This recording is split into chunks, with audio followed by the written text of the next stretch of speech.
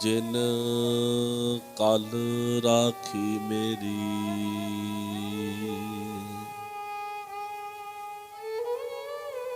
मैं मूर्ख की केतक बात है। कोट पराधी तरिया रे,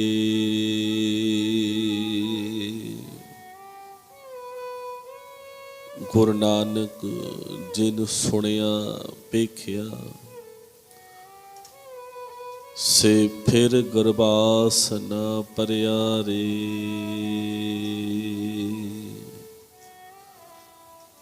गुरु नानक जिन सुनिया पेखिया, से फिर गरबास न परिया रे। धन धन साहिब कमाल वालिए कुल आलम रहबर ई कायनात।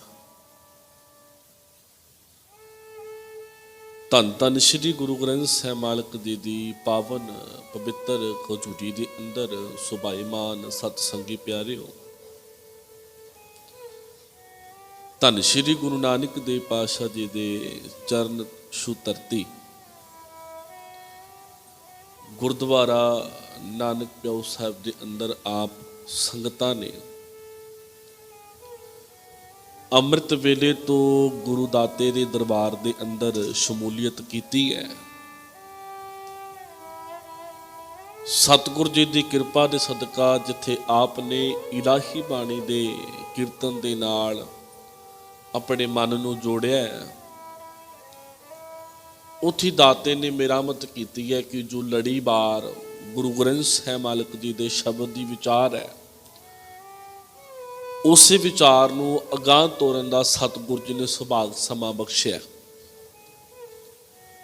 दाते का शुकराना गुरु मालिक जी ऐसे कल युग के समय के अंदर भी साडे सिर ते सतगुर तुसीं मीर भरिया हथ रखिया है, सानू सतगुर दी संगत दी दात बख्शी है। नहीं तो बड़ा औखा अज दे समय दे अंदर गुरु मालिक जी दी बाणी नूं सुनना, बाणी नूं पढ़ना, गुरु की हजूरी विच आके बैठना। सतगुर जी दा शुकराना कि मालिक जी तुसी कृपा कीती, तुसी तरस कीता। सतगुर एक कृपा साडे ते होर करियो जिथे मन करके सतगुर कई बार बंदा गैर हाजिर हो जाता, तन करके पहुंच जाता है। सतगुर तरस ये करियो कि जिथे तन की हाजरी लगी है ना जी, उथे मेरे मालिक जी कृपा करके साडे मन की हाजरी भी अपने चरना कमला पास प्रवान कर लियो, ताकि जिहड़ा ये मन चंचल है, मन भटकदा रहिंदा है, सतगुर ये तेरे चरना का भौरा बन सके। आओ गुरु मालिक जी कृपा करन, सतगुर सिर ते मीर भरिया हाथ रखन, अपने घर के विचार मालिक जी आप करवा लेन। विचारा आरंभ करन तो पहला एक बारी दोवें हाथ जोड़ फतेह बुलाओ, आखो जी वाहिगुरु जी का खालसा वाहिगुरु जी की फतेह। धन श्री गुरु ग्रंथ साहिब मालिक जी दे लड़ीवार जिहड़ा ये शब्द है अज दा, जिहदे विच सतगुर ने उन्हां मनुखां दी गल कीती है जिन्हां ने दुनिया विच आके अपने इस मनुखी जामे नूं सफला कीता है। कोई काम अत जरूरी होवे ना संगत जी, सानू वो काम बार बार चेते करवाया जाता कि तुसी आ काम करना है भाई साहब जी। मान लो कोई टीचर ने सानू कोई लैसन दिता बड़ा जरूरी है, तो टीचर बार बार चेते करवाउंदी है पुत्र ये काम जरूरी है, तू भुलना नहीं है, करके आना है। जे कोई साडे घर का काम जरूरी है, साडे माँ बाप भाई भैन पति पत्नी वो बार बार चेते करवाउणगे कि आ काम भुल ना जाई पुत्र, करके जरूर आई, इस काम तो बिना गुजारा नहीं हो। बार बार चेते कराया जाएगा। किड्डा काम जरूरी होना संगत जी। रोज सतगुर ने सानू सोधर की बाणी विच चेते करवाया कि तू भुल ना जाई। की चेते करवाया जी? ਭਈ ਪ੍ਰਾਪਤ ਮਾਨੁਖ ਦੀ ਹੁਰੀਆ, ਗੋਬਿੰਦ ਮਿਲਣ ਕੀ ਇਹ ਤੇਰੀ ਵਰੀਆ। ਅਵਰ ਕਾਜ ਤੇਰੇ ਕਿਤੇ ਨਾ ਕਾਮ, ਮਿਲ ਸਾਧ ਸੰਗਤ ਭਜ ਕੇਵਲ ਨਾਮ। ਗੁਰੂ ਨੇ ਰੋਜ਼ ਚੇਤੇ ਕਰਵਾ ਦਿੱਤਾ, ਭੁੱਲੀ ਨਾ ਪੁੱਤਰ ਜੀ, ਕਿਉਂਕਿ ਇਸ ਕੰਮ ਤੋਂ ਬਿਨਾ ਗੁਜ਼ਾਰਾ ਨਹੀਂ ਹੋਣਾ ਆ। ਜਿਸ ਕੰਮ ਵਾਸਤੇ ਤੈਨੂੰ ਮਨੁੱਖਾ ਦੇਹੀ ਮਿਲੀ ਹੈ, ਉਹ ਕੰਮ ਪੁੱਤਰ ਜੀ ਇਹ ਹੈ ਕਿ ਗੁਰ ਸੇਵਾ ਤੇ ਭਗਤ ਕਮਾਈ, ਤਬ ਇਹ ਮਾਨਸ ਦੇਹੀ ਪਾਈ। ਜਿਹੜੇ ਕੰਮ ਨੂੰ ਕਰਨ ਵਿੱਚ ਦੁਨੀਆ ਵਿੱਚ ਆਇਆ ਆ, ਜੋ ਕੰਮ ਕਰਕੇ ਨਾ ਗਿਆ ਤੇ ਮਾਫ ਕਰਿਓ, ਰੱਬ ਨੂੰ ਕੀ ਮੂੰਹ ਦਿਖਾਏਗਾ? ਸਤਿਗੁਰ ਦਾਤੇ ਨੂੰ ਕੀ ਜਵਾਬ ਦੇਏਗਾ? ਉਦੋਂ ਗੁਰੂ ਮਾਲਕ ਨੇ ਪੁੱਛਣਾ, ਪੁੱਤਰ 70 ਸਾਲ ਜੀ ਕੇ ਆ ਗਿਆ, 80 ਸਾਲ ਜੀ ਕੇ ਆ ਗਿਆ, ਤੇ ਦੁਨੀਆ 'ਚ ਕੀ ਖੱਟਿਆ, ਕੀ ਕਮਾ ਕੇ ਆਇਆ? ਉਦੋਂ ਸਾਡੇ ਕੋਲ ਜਵਾਬ ਕੋਈ ਨਹੀਂ ਹੋਣਾ। ਇਸ ਕਰਕੇ ਸਤਿਗੁਰ ਦਾਤੇ ਨੇ ਸਾਨੂੰ ਰੋਜ਼ ਚੇਤੇ ਕਰਵਾਇਆ ਕਿ ਪੁੱਤਰ ਇਹ ਕੰਮ ਭੁੱਲ ਨਾ ਜਾਈ, ਇਹ ਅਤ ਜ਼ਰੂਰੀ ਹੈ। ਮਾਲਕ ਨੇ ਅੱਜ ਜਿਹੜੀ ਸਾਡੇ ਤੇ ਤਰਸ ਕੀਤਾ, ਕਿਰਪਾ ਕੀਤੀ ਹੈ, ਮਾਲਕ ਜੀ ਕਹਿੰਦੇ ਉਹ ਮਨੁੱਖ ਜਿਨ੍ਹਾਂ ਨੇ ਆਪਣੇ ਜੀਵਨ ਦੇ ਅੰਦਰ ਸਹਿਜ ਅਵਸਥਾ ਵਿੱਚ ਰਹਿ ਕੇ ਪਰਮਾਤਮਾ ਦੇ ਗੁਣਾਂ ਨੂੰ ਮਾਣਿਆ ਆ, ਪਰਮਾਤਮਾ ਦੇ ਰੰਗ ਨੂੰ ਮਾਣਿਆ ਆ, ਪਰਮਾਤਮਾ ਦੇ ਨਾਮ ਦਾ ਆਨੰਦ ਮਾਣਿਆ ਆ, ਮਨ ਨਹੀਂ ਡੁਲਾਇਆ, ਇੱਧਰ ਉੱਧਰ ਭਟਕਣਾ ਖਤਮ ਕਰਕੇ ਇੱਕ ਸਹਿਜ ਅਵਸਥਾ ਵਿੱਚ ਰਹਿ ਕੇ ਪਰਮਾਤਮਾ ਦੇ ਘਰ ਦੇ ਵਿੱਚ ਆ ਕੇ ਉਸ ਗੁਰੂ ਨੂੰ ਧਿਆ ਕੇ ਆਪਣੇ ਜੀਵਨ ਨੂੰ ਸਫਲਾ ਕੀਤਾ ਆ। ਸਤਿਗੁਰ ਨੇ ਕਿਰਪਾ ਕੀਤੀ, ਸ਼ਲੋਕ ਆਤਮ ਰਸ ਜਿਹ ਜਾਣਿਆ, ਹਰ ਰੰਗ ਸਹਿਜੇ ਮਾਨ। ਕਹਿੰਦੇ ਜਿਨ੍ਹਾਂ ਨੇ ਆਤਮਿਕ ਰਸ ਮਾਣ ਲਿਆ, ਸਹਿਜ ਅਵਸਥਾ ਵਿੱਚ ਆ ਕੇ ਮਨ ਨੂੰ ਡੁਲਾਇਆ ਨਹੀਂ ਹੈ। ਛੋਟੀ ਜਿਹੀ ਉਦਾਹਰਨ ਦੇ ਦਿਆਂ ਜੀ, ਸੰਗਤ ਜੀ, ਆਨੰਦ ਬਣਨਾ ਹੀ ਉਤਰਨਾ ਜਦੋਂ ਸਹਿਜ ਅਵਸਥਾ ਵਿੱਚ ਬੰਦਾ ਆ ਗਿਆ। ਪਰ ਜੇ ਅਵਸਥਾ ਸਾਡੀ ਇਹ ਰਹੀ ਕਿ ਕਬਹੂ ਜਿਹੜਾ ਊਬ ਚੜਤ ਹੈ, ਕਬਹੂ ਜਾਏ ਪਿਆਲੇ, ਲੋਭੀ ਜਿਹੜਾ ਥਿਰ ਨਾ ਰਹਿਤ ਹੈ ਚਾਰੇ, ਕੁੰਡਾ ਭਾਲੇ, ਤੇ ਕਿੱਥੇ ਮਨ ਟਿਕੇਗਾ ਜੀ? ਇਸ ਮਨ ਦੇ ਵਿੱਚ ਫਿਰ ਕਿਵੇਂ ਅਕਾਲ ਪੁਰਖ ਵਾਹਿਗੁਰੂ ਦਾ ਨਾਮ ਆਏਗਾ? ਬੜਾ ਜ਼ਰੂਰੀ ਹੈ ਮਨ ਨੂੰ ਟਿਕਾਉਣਾ। ਦੁਨਿਆਵੀ ਉਦਾਹਰਣ ਸਾਡੇ ਸਾਹਮਣੇ ਹੈ। ਜੇ ਦੁੱਧ ਤੋਂ ਦਹੀਂ ਜਮਾਉਣਾ ਆ ਤੇ ਦੁੱਧ ਨੂੰ ਕਈ ਘੰਟੇ ਇੱਕ ਸਹਿਜ ਅਵਸਥਾ ਦੇ ਵਿੱਚ, ਅਡੋਲ ਅਵਸਥਾ ਦੇ ਵਿੱਚ ਟਿਕਣਾ ਪੈਣਾ ਆ, ਤਾਂ ਵਿੱਚੋਂ ਦਹੀਂ ਜਮੇਗਾ। ਜੇ ਸਾਡਾ ਮਨ, ਮਾਫ ਕਰਿਓ, ਟਿਕਿਆ ਹੀ ਨਾ, ਕਦੇ ਇੱਧਰ ਭੱਜੀ ਗਿਆ, ਕਦੇ ਉੱਧਰ ਭੱਜੀ ਗਿਆ, ਇਹ ਗੁਰੂ ਦੇ ਚਰਨਾਂ 'ਚ ਇਹਨੇ ਧਿਆਨ ਲਾ ਕੇ ਆਪਣੇ ਆਪ ਨੂੰ ਟਿਕਾਇਆ ਹੀ ਨਹੀਂ, ਫਿਰ ਇਸ ਮਨ ਦੇ ਵਿੱਚ ਪਰਮਾਤਮਾ ਕਾਲ ਪੁਰਖ ਵਾਹਿਗੁਰੂ ਦਾ ਨਾਮ ਕਿਵੇਂ ਟਿਕੇਗਾ? ਜੇ ਨਾਮ ਨੂੰ ਟਿਕਾਉਣਾ ਹੈ ਤੇ ਸਹਿਜ ਅਵਸਥਾ 'ਚ ਆਉਣਾ ਪੈਣਾ ਹੈ। ਜੇ ਨਾਮ ਨੂੰ ਟਿਕਾਉਣਾ ਹੈ ਤੇ ਮਨ ਜਿਹੜਾ ਡੋਲਦਾ ਪਿਆ ਤੇ ਉਹਨੂੰ ਗੁਰੂ ਦੇ ਚਰਨਾਂ 'ਚ ਲਾਉਣਾ ਪੈਣਾ ਆ। ਨਹੀਂ ਤਾਂ ਮਾਫ ਕਰੋ, ਮਨ ਕਦੇ ਵੀ ਜੇ ਇੱਧਰ ਉੱਧਰ ਦੌੜਦਾ ਰਿਹਾ ਤੇ ਕਦੇ ਵੀ ਆਤਮਿਕ ਰਸ ਨਹੀਂ ਮਾਣ ਸਕਦਾ। ਛੋਟੀ ਜਿਹੀ ਉਦਾਹਰਨ ਦੇ ਦਿਆਂ ਤਾਂ ਕਿ ਸਾਡੀ ਗੱਲ ਪਕੜ ਜਾ ਜਾਵੇ। ਅਸੀਂ ਦੁਨੀਆ 'ਚ ਕਰਨਾ ਕੀ ਸੀ ਜੀ? ਕਿਵੇਂ ਪਰਮਾਤਮਾ ਕਾਲ ਪੁਰਖ ਵਾਹਿਗੁਰੂ ਦੇ ਨਾਮ ਦਾ ਰਸ ਮਾਣਨਾ ਸੀ, ਕਿਵੇਂ ਸਹਿਜ ਅਵਸਥਾ 'ਚ ਆਉਣਾ ਸੀ। ਕਿਸੇ ਰਾਜੇ ਨੇ ਨਾ ਆਪਣਾ ਰਾਜ ਭਾਗ ਦੇਣਾ ਸੀ ਜੀ। ਖੇਡ ਇਹ ਸੀ ਕਿ ਉਹਦੇ ਘਰ ਦੇ ਵਿੱਚ 3 ਪੁੱਤਰ ਸੀਗੇ ਜੀ। ਤਿੰਨਾਂ ਪੁੱਤਰਾਂ ਵਿੱਚ ਉਹ ਸੋਚਦਾ ਮੈਂ ਰਾਜ ਭਾਗ ਦਵਾਂ ਕਿਹਨੂੰ? ਜੇ ਮੈਂ ਰਾਜ ਭਾਗ ਦਿੰਦਾ ਛੋਟੇ ਨੂੰ ਤੇ ਵੱਡੇ ਬਗਾਵਤ ਖੜੀ ਕਰ ਦੇਣਗੇ। ਜੇ ਰਾਜ ਭਾਗ ਦਿੱਤਾ ਵੱਡਿਆਂ ਨੂੰ ਤੇ ਛੋਟਿਆਂ ਨੇ ਕੋਈ ਨਾ ਕੋਈ ਲੜਾਈ ਝਗੜਾ ਸ਼ੁਰੂ ਕਰ ਦੇਣਾ ਹੈ। ਪਰ ਮੈਂ ਰਾਜ ਭਾਗ ਉਸ ਪੁੱਤਰ ਨੂੰ ਦੇਣਾ ਚਾਹੁੰਦਾ ਆ ਜੋ ਮੇਰੇ ਵਾਂਗੂ ਇਮਾਨਦਾਰੀ ਦੇ ਨਾਲ ਰਾਜ ਭਾਗ ਨੂੰ ਸਾਂਭੇ, ਪ੍ਰਜਾ ਨੂੰ ਦੁੱਖ ਨਾ ਦੇਵੇ, ਕਿਤੇ ਆਪਣੀਆਂ ਸਹੂਲਤਾਂ ਪੂਰੀਆਂ ਕਰਦਾ ਰਵੇ ਤੇ ਪ੍ਰਜਾ ਦੀਆਂ ਜੋ ਬਣਦੇ ਹੱਕ ਆ ਉਹਨੂੰ ਨਾ ਦੇਵੇ। ਐਸੇ ਪੁੱਤਰ ਨੂੰ ਮੈਂ ਰਾਜ ਭਾਗ ਨਹੀਂ ਦੇਣਾ ਚਾਹੁੰਦਾ। ਉਹਦਾ ਇੱਕ ਮਿੱਤਰ ਸੀ ਫਕੀਰ। ਫਕੀਰ ਉਹਦੇ ਕੋਲ ਆਇਆ ਤੇ ਰਾਜੇ ਨੇ ਸਾਰੀ ਆਪਣੀ ਗੱਲ ਆਪਣੇ ਮਿੱਤਰ ਫਕੀਰ ਨੂੰ ਦੱਸੀ ਕਿ ਆਹ ਗੱਲ ਹੋ ਗਈ ਆ ਭਾਈ, ਮੈਂ ਰਾਜ ਭਾਗ ਦੇਣਾ, ਸਰੀਰ ਬੁੱਢਾ ਹੋ ਗਿਆ, ਪਤਾ ਨਹੀਂ ਕਦੋਂ ਸਰੀਰ ਜਵਾਬ ਦੇਵੇਗਾ, ਤੇ ਮੈਂ ਚਾਹੁੰਦਾ ਕਿ ਮੈਂ ਆਪਣਾ ਰਾਜ ਭਾਗ ਦੇ ਕੇ ਆਪਣੀ ਰਾਜ ਭਾਗ ਦੀਆਂ ਜ਼ਿੰਮੇਵਾਰੀਆਂ ਤੋਂ ਮੈਂ ਮੁਕਤ ਹੋ ਜਾਵਾਂ। ਪਰ ਮੈਨੂੰ ਸਮਝ ਕੋਈ ਨਹੀਂ ਪੈਂਦੀ ਰਾਜ ਭਾਗ ਦੇਵਾਂ ਕਿਹਨੂੰ ਮੈਂ। ਤੇ ਫਕੀਰ ਨੇ ਇੱਕ ਬੜੀ ਕਮਾਲ ਦੀ ਗੱਲ ਆਪਣੇ ਮਿੱਤਰ ਰਾਜੇ ਨੂੰ ਦੱਸੀ। ਕਹਿੰਦਾ ਮੈਂ ਤੈਨੂੰ ਇੱਕ ਗੱਲ ਦੱਸਦਾ, ਉਸ ਗੱਲ ਦੇ ਉੱਤੇ ਅਮਲ ਕਰ। ਕੋਈ ਤੇਰਾ ਪੁੱਤਰ ਬਗਾਵਤ ਨਹੀਂ ਕਰੇਗਾ, ਕੋਈ ਤੇਰਾ ਪੁੱਤਰ ਲੜਾਈ ਝਗੜਾ ਨਹੀਂ ਕਰੇਗਾ, ਕੋਈ ਪੁੱਤਰ ਤੇਰੇ ਤੋਂ ਗੁੱਸੇ ਨਹੀਂ ਹੋਏਗਾ। ਆਪਾਂ ਤਿੰਨਾਂ ਨੂੰ ਇੱਕ ਬਰਾਬਰ ਦਾ ਮੌਕਾ ਦਿੰਦੇ ਆ। ਫਕੀਰ ਨੇ ਜਦੋਂ ਇਹ ਗੱਲ ਆਖੀ ਤੇ ਰਾਜੇ ਨੇ ਆਖਿਆ ਕੀ ਮੌਕਾ ਦੇਣਾ? ਉਹ ਕਹਿੰਦੇ ਮੌਕਾ ਆਪਾਂ ਨੇ ਤਿੰਨਾਂ ਨੂੰ ਇਹ ਦੇਣਾ ਹੈ ਕਿ ਆਪਾਂ ਨੇ ਕੁਝ ਕੁ ਉਹਨਾਂ ਨੂੰ ਪੈਸੇ ਦੇਣੇ ਆ ਤੇ 1 ਮਹੀਨੇ ਦਾ ਸਮਾਂ ਦੇਣਾ ਹੈ।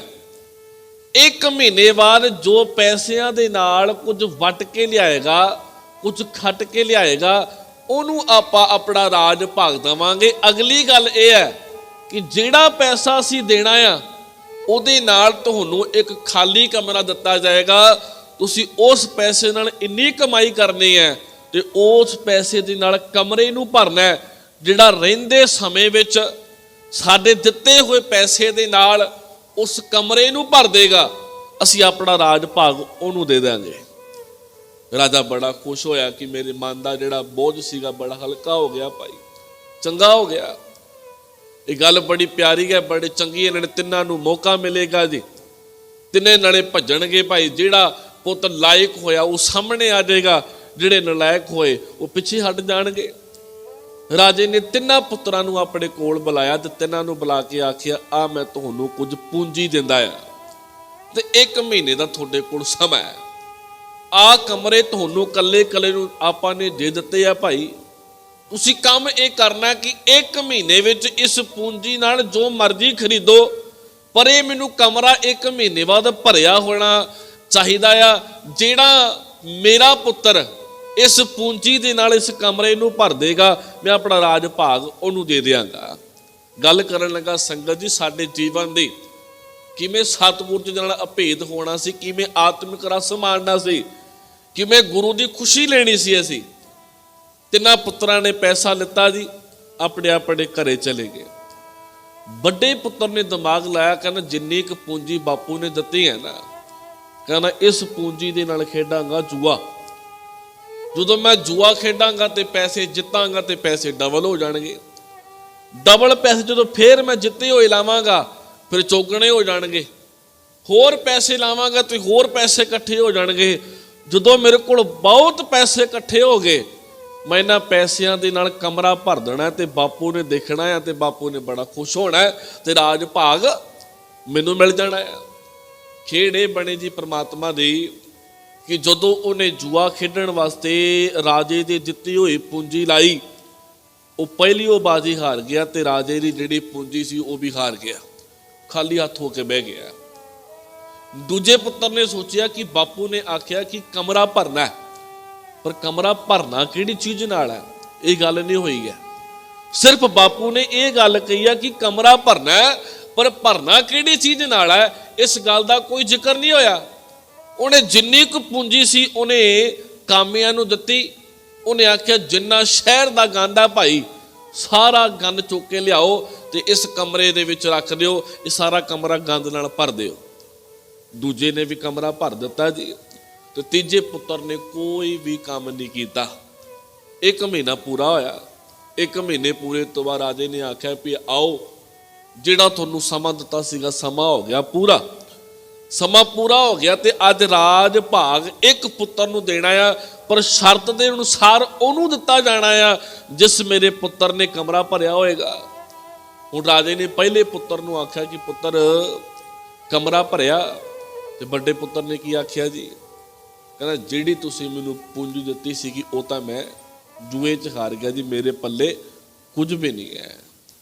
ਦੂਜੇ ਨੂੰ ਆਖਿਆ ਤੂੰ ਕਮਰਾ ਭਰਿਆ, ਉਹ ਕਹਿੰਦਾ ਹਾਂਜੀ ਮੈਂ ਕਮਰਾ ਭਰਿਆ, ਆਓ ਦਿਖਾਵਾਂ। ਜਦੋਂ ਰਾਜਾ ਕਮਰਾ ਦੇਖਣ ਚੱਲਿਆ ਨਾ, ਬੜੀ ਮੁਸ਼ਕ ਆਵੇ, ਬੜੀ ਦੁਰਗੰਧ ਆਵੇ। ਰਾਜਾ ਕਹਿੰਦਾ ਕਮਰੇ 'ਚ ਕੀ ਪਾਇਆ ਐਸਾ? ਉਹ ਕਹਿੰਦਾ ਮੈਂ ਸਾਰੇ ਸ਼ਹਿਰ ਦਾ ਗੰਦ ਇਕੱਠਾ ਕਰਕੇ ਇਸ ਕਮਰੇ ਵਿੱਚ ਭਰ ਦਿੱਤਾ ਆ।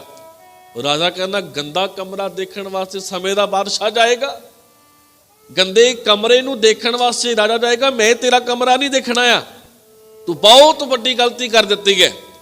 ਤੇ ਤੀਜੇ ਪੁੱਤਰ ਨੂੰ ਆਖਿਆ ਕਿ ਪੁੱਤਰ ਤੂੰ ਕੁਝ ਕੀਤਾ? ਉਹ ਕਹਿੰਦਾ ਆਓ ਜੀ ਮੇਰੇ ਨਾਲ ਮੈਂ ਆਪਣਾ ਕਮਰਾ ਦਿਖਾਵਾਂ।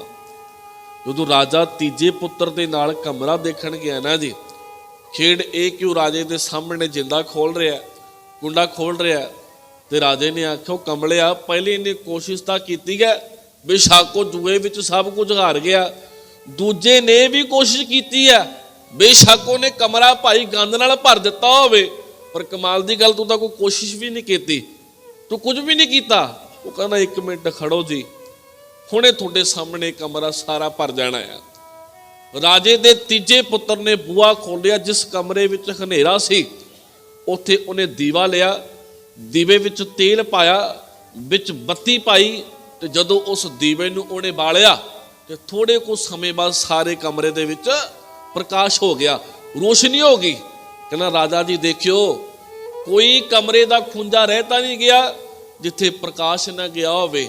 ਆ ਤੁਹਾਡੀ ਪੂੰਜੀ ਵੀ ਤੁਹਾਨੂੰ ਵਾਪਸ ਕਰ ਰਿਹਾ ਆ, ਤੇ ਆ ਕਮਰਾ ਵੀ ਸਾਰਾ ਨਿਗਾਹ ਮਾਰ ਕੇ ਦੇਖੋ ਪ੍ਰਕਾਸ਼ ਨਾਲ ਭਰ ਗਿਆ ਆ, ਤੇ ਦੱਸਿਓ ਮੈਂ ਆਪਣੀ ਸ਼ਰਤ ਜਿੱਤਿਆ ਕਿ ਹਾਰਿਆ ਆ।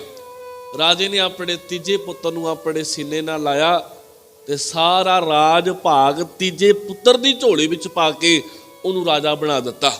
ਸੰਗਤ ਜੀ ਇਹ ਹਾਲ ਸਾਡਾ, ਕਈ ਮਨੁੱਖ ਦੁਨੀਆ ਵਿੱਚ ਅਸੀਂ ਆਏ, ਸਾਨੂੰ ਸਾਰਿਆਂ ਨੂੰ ਪਰਮਾਤਮਾ ਨੇ ਸਵਾਸਾ ਰੂਪੀ ਪੂੰਜੀ ਦਿੱਤੀ ਹੈ ਜੀ, ਕਿ ਜਾ ਕੇ ਇਸ ਸਵਾਸਾ ਰੂਪੀ ਪੂੰਜੀ ਦੇ ਨਾਲ ਨਾਮ ਜਪਣਾ, ਬੰਦਗੀ ਕਰਨੀ ਹੈ, ਸਿਮਰਨ ਕਰਨਾ ਆ। ਦਮ ਦਮ ਸਦਾ ਸੰਭਾਲਦਾ ਦਮ ਨਾ ਬਿਰਥਾ ਜਾਏ।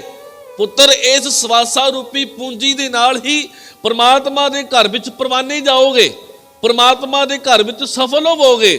ਪਰ ਮਾਫ ਕਰਿਓ, ਕਈਆਂ ਨੇ ਇਸ ਸਵਾਸਾ ਰੂਪੀ ਪੂੰਜੀ ਨੂੰ ਏਦਾਂ ਬਰਬਾਦ ਕਰ ਦਿੱਤਾ ਜਿਵੇਂ ਜੂਏ ਦੇ ਵਿੱਚ ਜਵਾਰੀਆ ਬਾਜੀ ਹਾਰ ਜਾਂਦਾ ਆ, ਪੱਲੇ ਕੁਝ ਵੀ ਨਹੀਂ ਪੈਂਦਾ ਜੀ ਉਹਦੇ, ਜਿਵੇਂ ਦਾ ਆਇਆ ਤੇ ਤਿਵੇਂ ਦਾ ਚਲਾ ਗਿਆ।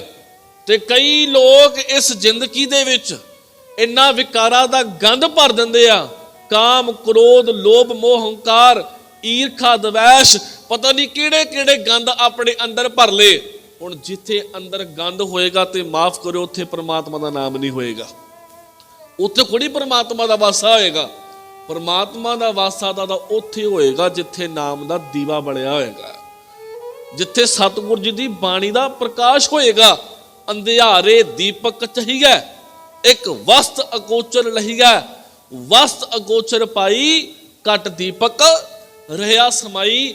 ਮਾਲਕ ਜੀ ਕਹਿੰਦੇ ਜਿਨ੍ਹਾਂ ਨੇ ਗੁਰਬਾਣੀ ਦਾ ਪ੍ਰਕਾਸ਼ ਆਪਣੇ ਅੰਦਰ ਕਰ ਲਿਆ, ਜਿਨ੍ਹਾਂ ਨੇ ਬਾਣੀ ਨਾਲ ਜੁੜ ਕੇ ਆਪਣੇ ਮਨ ਨੂੰ ਟਿਕਾ ਲਿਆ, ਜਿਹੜੇ ਸਹਿਜ ਅਵਸਥਾ ਵਿੱਚ ਆ ਕੇ ਟਿਕ ਗਏ, ਤੇ ਸਤਿਗੁਰ ਕਹਿੰਦੇ ਉਹਨਾਂ ਦਾ ਪਰਮਾਤਮਾ ਦੇ ਨਾਲ ਮੇਲ ਹੋ ਗਿਆ।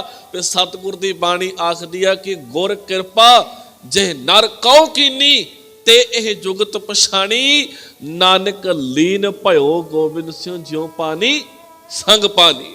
ਅਬ ਤੋਂ ਜਾਏ ਚੜੇ ਸਿੰਘਾਸਣ, ਮਿਲੇ ਹੈ ਸਾਰੰਗ ਪਾਣੀ, ਰਾਮ ਕਬੀਰਾ ਏਕ ਭਏ ਹੈ, ਕਉ ਨਾ ਸਕੇ ਪਛਾਣੀ। ਇਕਮਿਕ ਹੋ ਗਏ ਜੀ ਕਦੋਂ? ਜਦੋਂ ਅੰਦਰ ਨਾਮ ਦਾ ਦੀਵਾ ਬਲ ਜਾਵੇ, ਉਦੋਂ ਫਿਰ ਬਾਬੇ ਲੈਣੇ ਨੂੰ ਬਾਬਾ ਲੈਣਾ ਨਹੀਂ, ਬਾਬਾ ਨਾਨਕ ਰਹਿਣ ਦਿੰਦਾ, ਆਪਣੇ ਸੀਨੇ ਨਾਲ ਲਾ ਕੇ ਗੁਰੂ ਅੰਗਦ ਦੇਵ ਪਾਤਸ਼ਾਹ ਬਣਾ ਦਿੰਦਾ ਆ।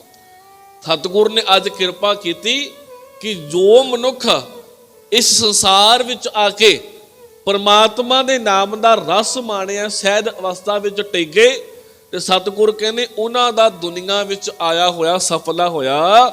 ਆਤਮ ਰਸ ਜਿਹੇ ਜਾਣਿਆ ਹਰ ਰੰਗ ਸਹਿਜੇ ਮਾਣ, ਨਾਨਕ ਧਨ ਧਨ ਧਨ ਜਨ ਆਏ ਤੇ ਪ੍ਰਵਾਨ। ਕਹਿੰਦੇ ਉਹ ਧਨ ਨੇ, ਉਹ ਧਨ ਨੇ, ਉਹ ਧਨ ਨੇ ਜਿਹੜੇ ਮਨੁੱਖ ਦੁਨੀਆ ਵਿੱਚ ਆ ਕੇ ਪਰਮਾਤਮਾ ਦੇ ਨਾਮ ਦਾ ਰਸ ਮਾਣ ਕੇ ਗੁਰੂ ਦੇ ਚਰਨਾਂ ਦੇ ਵਿੱਚ ਪ੍ਰਵਾਨ ਹੋ ਗਏ।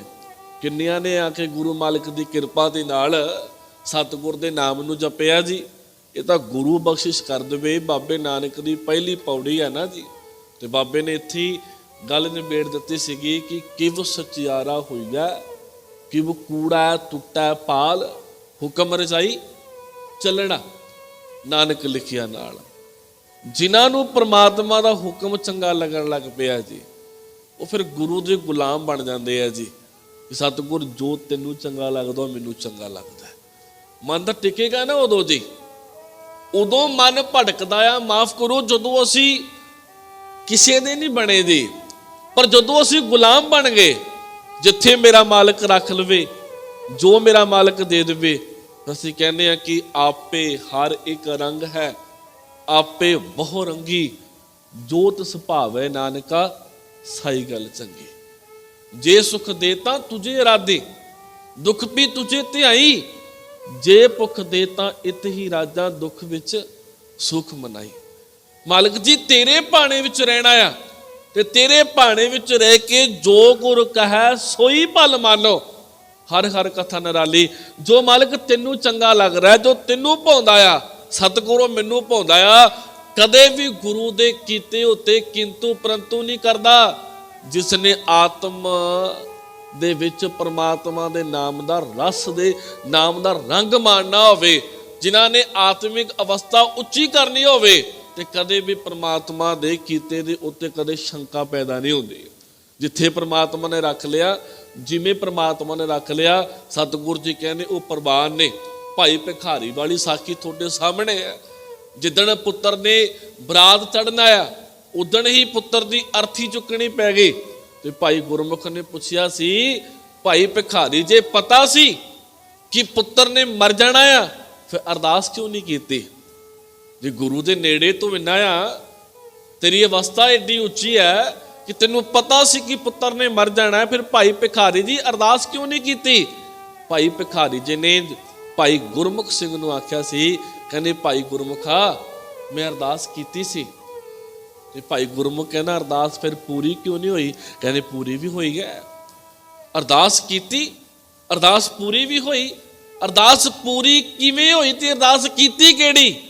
ते भाई गुरमुख नूं भाई भिखारी जी ने आख्या सी अरदास ये कीती सी, धन गुरु अर्जन देव पातशाह जी को जिदण पुत्र दी दात मिली सी उदण भी तेरा शुकराना कीता, ते कल पुत्र दी अर्थी चुकनी पै जावे उदों भी तेरा शुकराना करा। तो शिकवा ना करा कोई, मैं कोई शंका ना करा। जदों पुत्र दी दात मिली उदों भी धन धन आखिया सीगा, ते सतगुर अज पुत्र दी अर्थी चुकनी पै जावे, कोई शंका कोई शिकवा ना होवे, मेरे मुख तो फिर भी तेरा शुकराना निकले।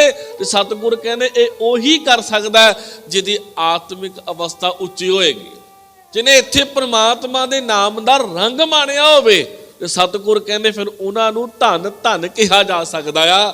मेरे मालिक जी कहने भाई नानक धन धन धन जन आए ते प्रवान। कहने ओ सतगुर जी दे चरनां च प्रवान हो गए, ते जिन्हां ने परमात्मा दे नाम दा रस माणिया ते अपनी भटकण वाली अवस्था नूं खत्म करके आत्मिक रस अडोल अवस्था ना माण रहे ने।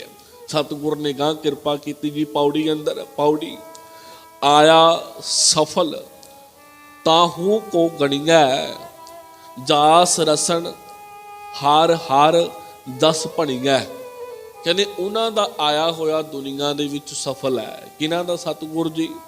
कहने जेड़े मनुख परमात्मा दे नाम नूं इस रसना दे नाल उचारदे ने, रसना दे नाल सतगुर दा जस गाउंदे ने, रसना दे नाल परमात्मा दी बाणी नूं गाउंदे ने। हुण सतगुर ने किरपा बड़ी कमाल दी कीती जी। कपड़ा गंदा हो गया ना संगत जी साडा, असी बाहरों साबण ते पानी लाया ते धो लिया, तन गंदा होया वो भी पानी ते साबण नाल धो लिया, पर कोई ऐसा साबण बने जिहड़ा अंदर नूं धो देवे जी? मालिक जी कहने हाँ बनिया भाई। सतगुर ने कहना गुण गावत तेरी उतर समैल।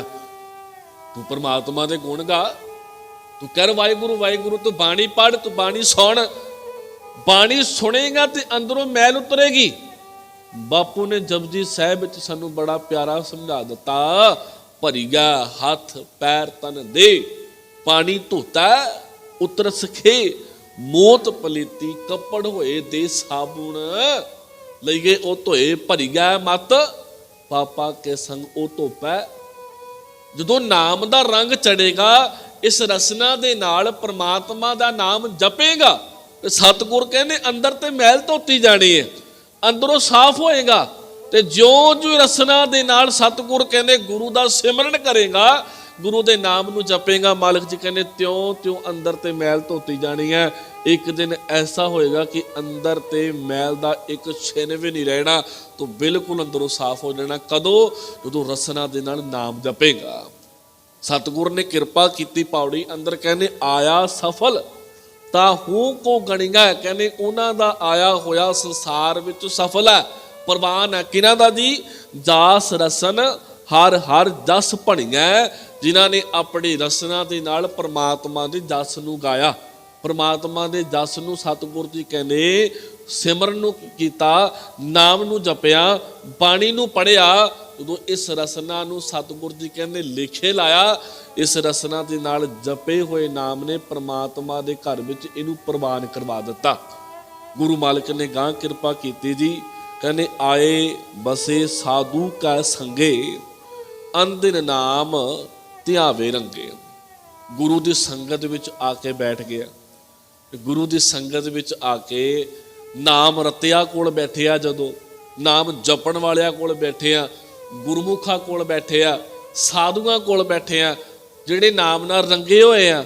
ਕਹਿੰਦੇ ਜਦੋਂ ਉਹਨਾਂ ਕੋਲ ਬੈਠੇ ਆ ਤੇ ਸਤਿਗੁਰ ਕਹਿੰਦੇ ਆਪ ਵੀ ਨਾਮ ਧਿਆਇਆ, ਆਪ ਵੀ ਨਾਮ ਜਪਿਆ ਤੇ ਪ੍ਰਮਾਤਮਾ ਦੇ ਨਾਮ ਨਾਲ ਰੰਗਿਆ ਗਿਆ।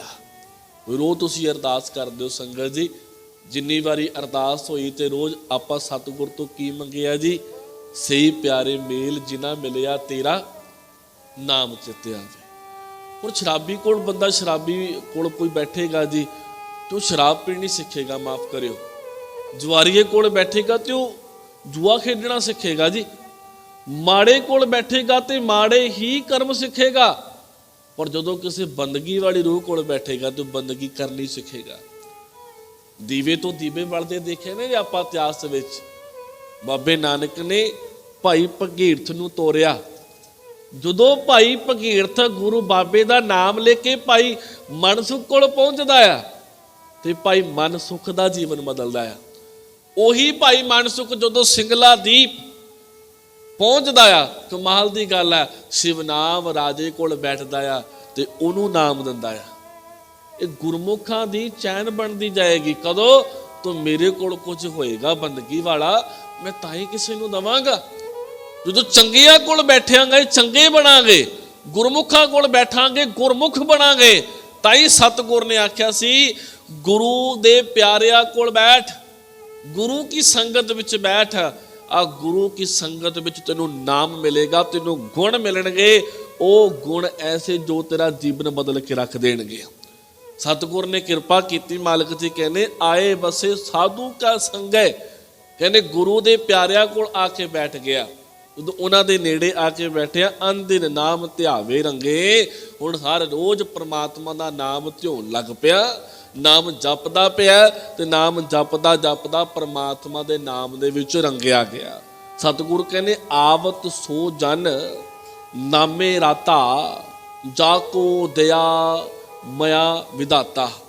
ਹੁਣ ਜਿਹੜੇ ਆਏ ਸੰਸਾਰ 'ਚ ਤੇ ਆ ਕੇ ਉਹਨਾਂ ਨੇ ਨਾਮ ਜਪਿਆ ਜੀ, ਤੇ ਨਾਮ ਜਪਣ ਵਾਲਿਆਂ ਉੱਤੇ ਗੁਰੂ ਮਾਲਕ ਨੇ ਏਡੀ ਕਿਰਪਾ ਕੀਤੀ। ਸਿਰਜਣਹਾਰ ਪ੍ਰਭੂ ਨੇ ਆਪਣੀ ਮਿਹਰ ਕੀਤੀ, ਉਹਦੀ ਕਿਰਪਾ ਹੋਈ ਸਤਿਗੁਰ ਦੀ, ਤੇ ਤਾਂ ਪ੍ਰਮਾਤਮਾ ਦੇ ਨਾਮ ਨਾਲ ਜੁੜੇ ਰਹਿਣ ਲੱਗ ਪਏ। ਗੁਰੂ ਨੇ ਬਖਸ਼ਿਸ਼ ਕਰ ਦਿੱਤੀ ਜੀ, ਤੇ ਗੁਰੂ ਦੀ ਮਿਹਰਾਮਤ ਦੇ ਸਦਕਾ ਹੀ ਅਸੀਂ ਗੁਰੂ ਦੀ ਹਜ਼ੂਰੀ ਵਿੱਚ ਬੈਠ ਕੇ ਸਤਿਗੁਰ ਦੇ ਘਰ ਦਾ ਕੀਰਤਨ ਸੁਣਿਆ, ਸਤਿਗੁਰ ਦੇ ਘਰ ਦੀ ਕਥਾ ਸੁਣੀ। ਤਾਂ ਸਾਡੀ ਮਾਫ ਕਰੋ ਹਿੰਮਤ ਨਹੀਂ ਹੈ, ਅਸੀਂ ਇੱਕ ਕਦਮ ਤੁਰ ਕੇ ਵੀ ਗੁਰੂ ਦੇ ਘਰ ਵੱਲ ਆ ਜਾਈਏ ਜੀ। ਮੈਂ ਹਰ ਵਾਰ ਬੇਨਤੀ ਕਰਦਾ ਹੁੰਦਾ ਸੰਗਤ ਜੀ, ਮੇਰੇ ਘਰ ਵਿੱਚ ਉਹੀ ਬੰਦਾ ਆ ਸਕਦਾ ਹੈ ਜਿਹਨੂੰ ਮੈਂ ਬੁਲਾਉਣਾ ਚਾਹਾਂ। ਮੇਰਾ ਘਰ ਹੈ ਨਾ, ਮੇਰੇ ਘਰ 'ਚ ਕੌਣ ਆਏਗਾ ਜੀ? ਜਿਹਨੂੰ ਮੈਂ ਪ੍ਰਵਾਨਗੀ ਦੇਵਾਂਗਾ। ਜਿਹੜਾ ਬੰਦਾ ਮੈਨੂੰ ਚੰਗਾ ਨਹੀਂ ਲੱਗਦਾ, ਮੈਂ ਕਹਾਂਗਾ ਜੀ ਇਹ ਬੰਦਾ ਮੇਰੇ ਘਰ ਨਹੀਂ ਆਉਣਾ ਚਾਹੀਦਾ।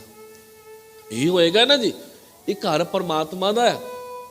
ਪਰਮਾਤਮਾ ਚਾਹੁੰਦਾ ਆ ਕਿ ਤੁਸੀਂ ਸਾਰੇ ਮੇਰੇ ਘਰ ਆਵੋ।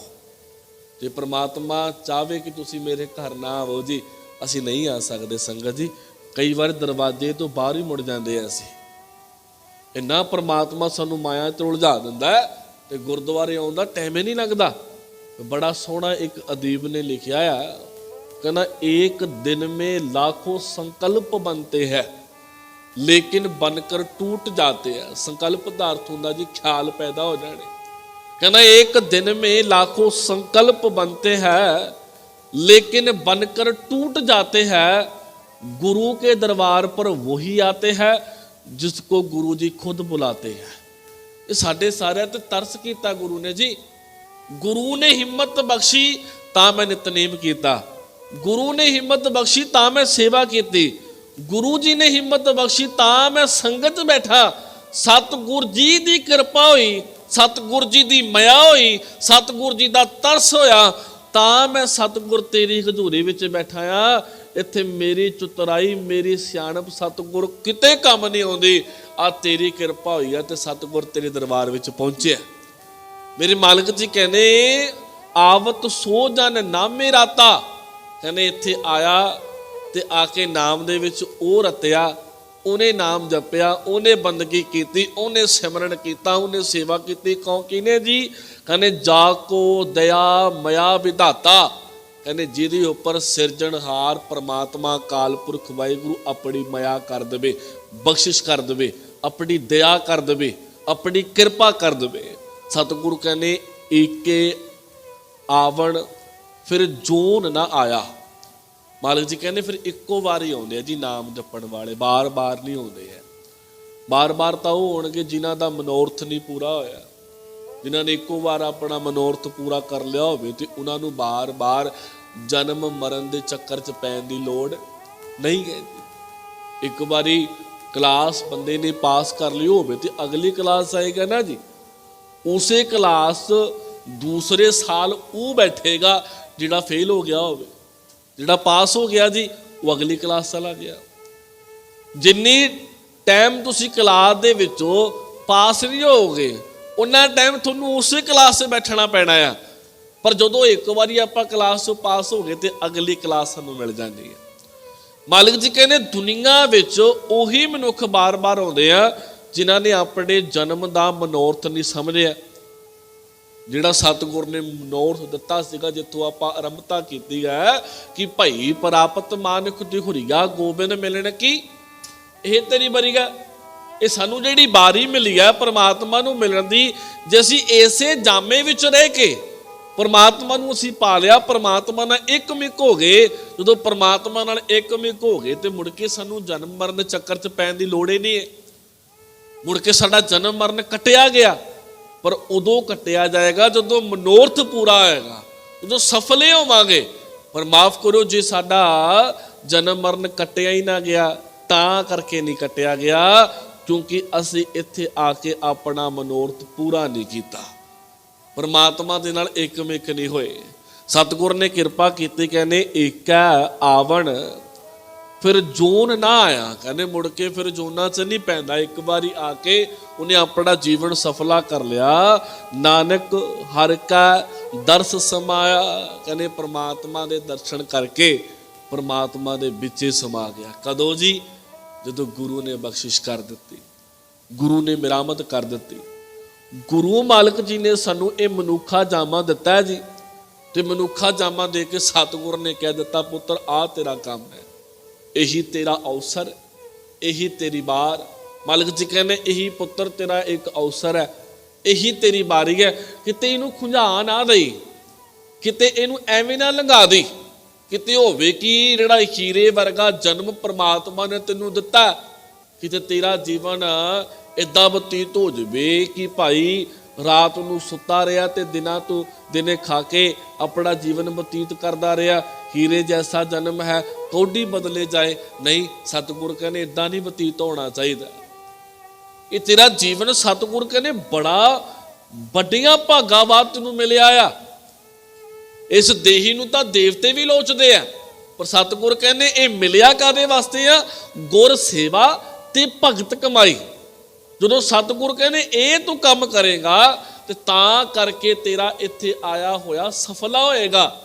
ਗੁਰੂ ਮਾਲਕ ਨੇ ਸਾਨੂੰ ਬੜੇ ਸੌਖੇ ਤਰੀਕੇ ਨਾਲ ਸਮਝਾਇਆ ਕਿ ਪੁੱਤਰ ਜੀ ਆਹ ਛੋਟਾ ਜਿਹਾ ਕੰਮ ਹੈ, ਇਹ ਤੂੰ ਕੰਮ ਕਰਕੇ ਚਲਾ ਜਾ।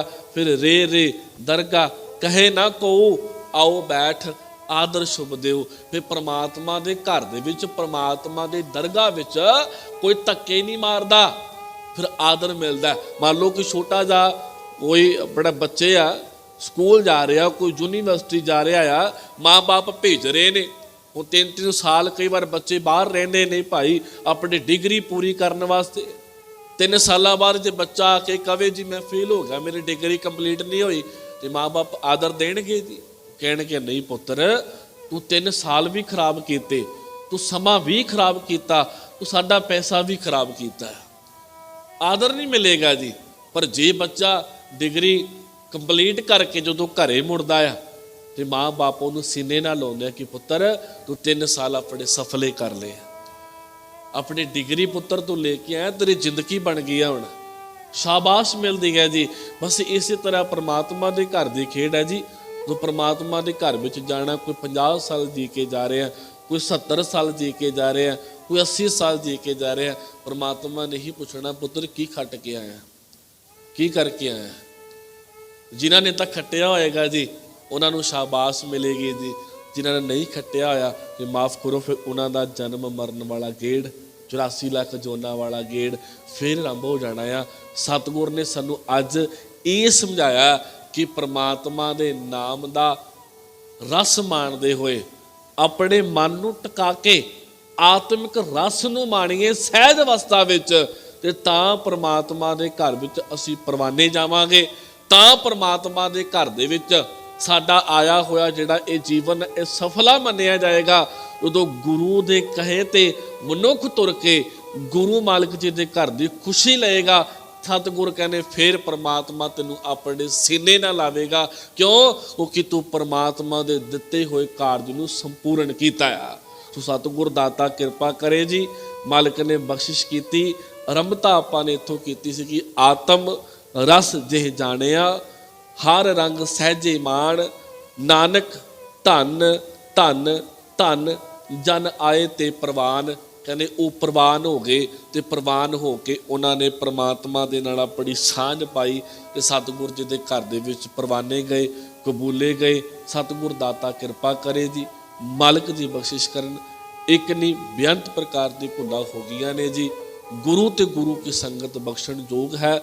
ਸਭ ਤੋਂ ਵੱਧ ਧੰਨਵਾਦ ਧੰਨ ਧੰਨ ਸ਼੍ਰੀ ਗੁਰੂ ਗ੍ਰੰਥ ਸਾਹਿਬ ਮਾਲਕ ਜੀ ਦਾ, ਜਿਨ੍ਹਾਂ ਨੇ ਇੱਥੇ ਬੈਠ ਕੇ ਆਪਣੇ ਘਰ ਦੇ ਵਿਚਾਰ ਕਰਨ ਦਾ ਸਮਾਂ ਬਖਸ਼ਿਆ ਜੀ। ਆਓ ਇੱਕ ਵਾਰੀ ਫੇਰ ਦੋਵੇਂ ਹੱਥ ਜੋੜ ਸਤਿਗੁਰ ਜੀ ਦੇ ਚਰਨਾਂ 'ਚ ਸਿਰ ਝੁਕਾਉਂਦੇ ਹੋਏ ਫਤਿਹ ਬੁਲਾਈਏ। ਆਖੋ ਜੀ ਵਾਹਿਗੁਰੂ ਜੀ ਕਾ ਖਾਲਸਾ, ਵਾਹਿਗੁਰੂ ਜੀ ਕੀ ਫਤਿਹ।